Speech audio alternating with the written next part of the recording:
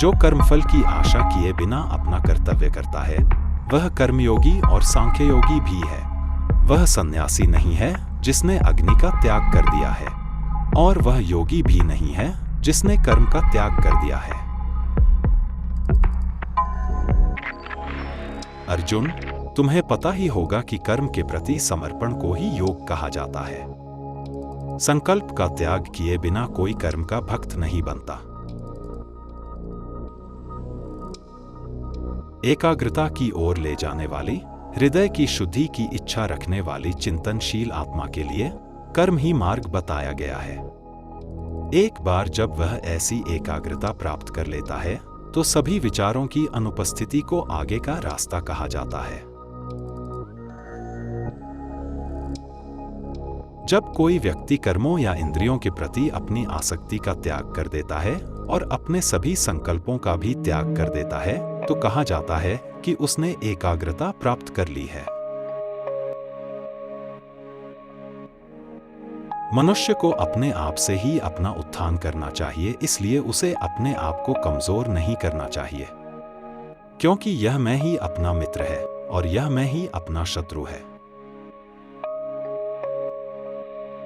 जिसने स्वयं को स्वयं से जीत लिया है उसके लिए यह स्वयं ही स्वयं का मित्र है, लेकिन अजेय आत्म के लिए यह आत्म शत्रु की तरह शत्रुतापूर्ण है।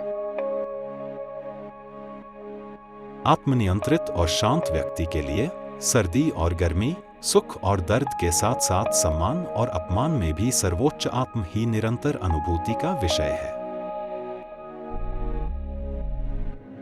जिस योगी का हृदय ज्ञान और अनुभूति के संतुष्टि से भर के अपरिवर्तनीय हो जाता है, जिसकी इंद्रियां उसके द्वारा जीत ली गई हैं, उसके लिए मिट्टी, पत्थर और सोने का टुकड़ा भी समान है। ये योगी दृढ़ कहा जाता है।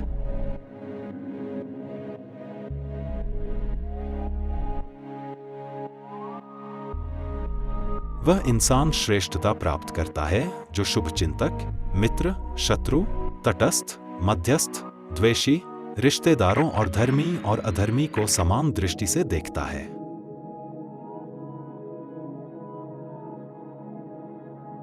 एकांत में रहते हुए जिस योगी ने अपने मन और शरीर को नियंत्रित कर लिया है और इच्छाओं और संपत्तियों से मुक्त है, उसे लगातार हृदय के ध्यान में लगे रहना चाहिए।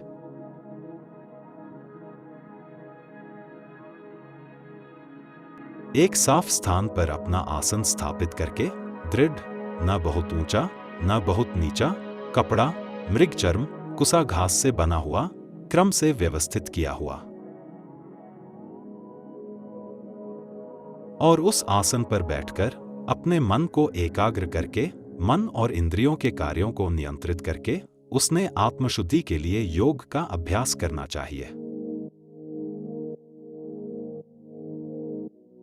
उसे अपने शरीर, सिर और गर्दन को मजबूती से सीधा और स्थिर रखने दें। आंखें उसकी नाक के शीर्ष पर देखें और इधर-उधर ना देखें। शांत और निर्भय हृदय से पवित्रता के व्रत में दृढ़ मन को वश में रख के और सदैव मेरा ही चिंतन करते हुए वह मुझे ही अपने सर्वोच्च लक्ष्य के रूप में अभ्यास करे। इस प्रकार मन को लगातार स्थिर रखते हुए जिस योगी ने अपने मन को वश में कर लिया है, वह मुझ में निवास करने वाली शांति को प्राप्त करता है। इस शांति की परिणति मोक्ष में होती है।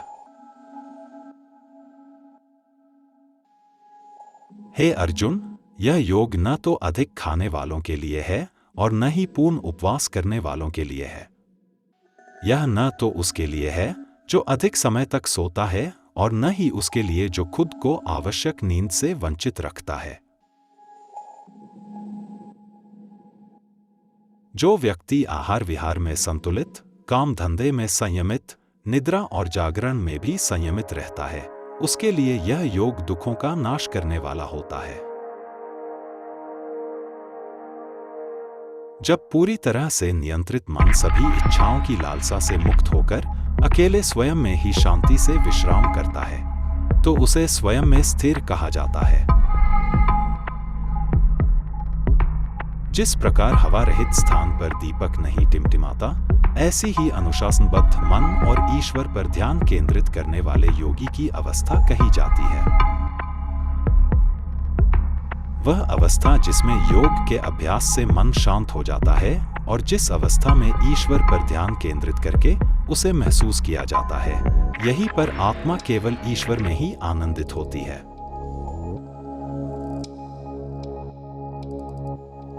इंद्रियों से परे परम आनंद का एहसास शुद्ध बुद्धि से होता है।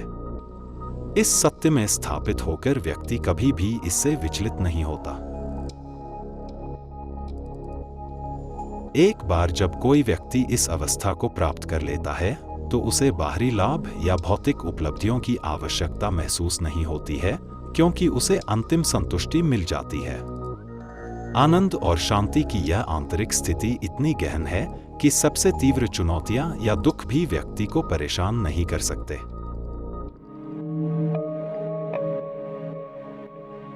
योग नामक उस अवस्था को दुखों से रहित अवस्था जानना चाहिए।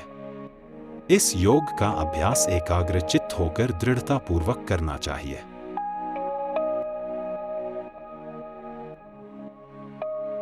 सांसारिक विचारों से उत्पन्न होने वाली सभी इच्छाओं का त्याग करना और इंद्रियों के समूह को सभी तरफ से पूरी तरह से रोकना। उसे क्रमिक अभ्यास के माध्यम से शांति प्राप्त करनी चाहिए।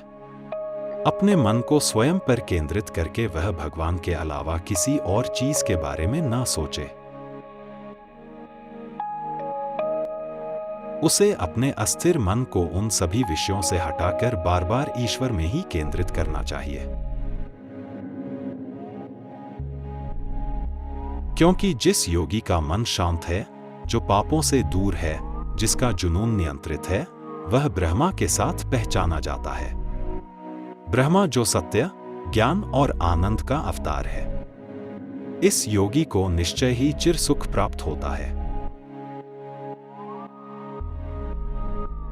यह पाप रहित योगी स्वयं को लगातार ईश्वर के साथ जोड़कर आसानी से अपने शाश्वत ब्रह्म आनंद का आनंद उठाता है। ईश्वर पर केंद्रित हृदय से सभी चीजों के लिए समता की दृष्टि से वह सभी प्राणियों में स्वयं को और सभी प्राणियों को स्वयं में देखता है। जो सभी वस्तुओं में मुझे देखता है और मुझ में सभी वस्तुओं को देखता है, वह मुझसे कभी अलग नहीं होता। मैं उससे अलग नहीं हो जाता। जो मेरे साथ एकाकार है, मेरी पूजा करता है, जिन प्राणियों में मैं निवास करता हूं उन सभी की पूजा करता है, चाहे उसका जीवन कुछ भी हो, वह योगी मुझ में निवास करता है। हे अर्जुन, जो हर जगह दुख और सुख को उसी मानक के आधार पर परखता है, जिस मानक पर वह खुद को लागू करता है, वह योगी सर्वोच्च माना जाता है। हे मधुसूदन, ये जो योग आपने समता में स्थित होकर सिखाया है, मैं मन की चंचलता के कारण इसमें स्थायी रूप से टिकने वाला नहीं देखता हूं। हे कृष्ण, मन बेचैन, अशांत, मजबूत और अडिग है। मैं इस पर नियंत्रण पाना हवा के समान ही कठिन मानता हूं। निस्संदेह मन अशांत है और उसे वश में करना कठिन है, लेकिन निरंतर अभ्यास और त्याग से इस पर काबू पाया जा सकता है। जिसका मन अनियंत्रित है, उसके लिए आत्म साक्षात्कार प्राप्त करना कठिन है, लेकिन जिसके पास अनुशासित दिमाग है और वह उचित तरीकों से ईमानदारी से प्रयास करता है, उसके लिए इसे हासिल करना संभव है। हे कृष्ण, उस व्यक्ति का भाग्य क्या होगा जिसमें विश्वास तो है लेकिन दृढ़ता की कमी है, जिसका मन योग से भटक जाता है और जो आध्यात्मिक अभ्यास में पूर्णता प्राप्त करने में विफल रहता है। हे महाबाहु कृष्ण, क्या ऐसा व्यक्ति भौतिक और आध्यात्मिक दोनों ही कार्यों से भटककर टूटे हुए बादल की तरह बिना किसी ठोस आधार के और ब्रह्मा के मार्ग पर भ्रमित होकर नष्ट नहीं हो जाता है? हे कृष्ण, कृपया मेरे इस संदेह को पूरी तरह से दूर कर दें, क्योंकि आपके अलावा कोई भी इस संदेह को दूर नहीं कर सकता है। प्रिय अर्जुन, यहाँ और इसके बाद किसी का भी विनाश नहीं होता है, क्योंकि जो कोई भी आत्ममुक्ति का प्रयास करता है उसे कभी भी बुरी नियति नहीं मिलती है। धर्म की दुनिया को प्राप्त करने और अनगिनत वर्षों तक वहां रहने के बाद योग से गिरा हुआ व्यक्ति शुद्ध और समृद्ध घर में पुनर्जन्म लेता है, या फिर उसका जन्म केवल बुद्धिमान योगियों के परिवार में हुआ है, परंतु ऐसा जन्म संसार में अत्यंत दुर्लभ है। अर्जुन, वहां वह अपने पूर्व जन्म में अर्जित बुद्धि से एकजुट हो जाता है और पूर्णता के लिए पहले से भी अधिक प्रयास करता है। अपने पिछले अभ्यास की शक्ति से वे अपनी इच्छा के विरुद्ध भी योग के मार्ग की ओर अनियंत्रित रूप से आकर्षित होते हैं। योग का साधक वेदों में बताए गए अनुष्ठानों से आगे निकल जाता है। योगी कड़ी मेहनत करते हुए कलंक से शुद्ध होकर धीरे धीरे कई जन्मों के माध्यम से पूर्णता प्राप्त करता है, फिर अपने उच्चतम लक्ष्य तक पहुंचता है।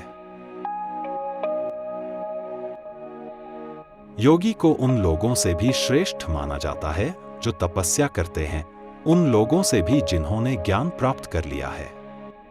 वह कर्म करने वालों से भी श्रेष्ठ है। इसलिए अर्जुन, तुम योगी बनो और संसार के सभी योगियों में से जो भक्ति पूर्वक मुझ में लीन हो गया है, अपने आप को मेरे प्रति समर्पित कर दिया है, उसे मैं सर्वश्रेष्ठ योगी मानता हूं।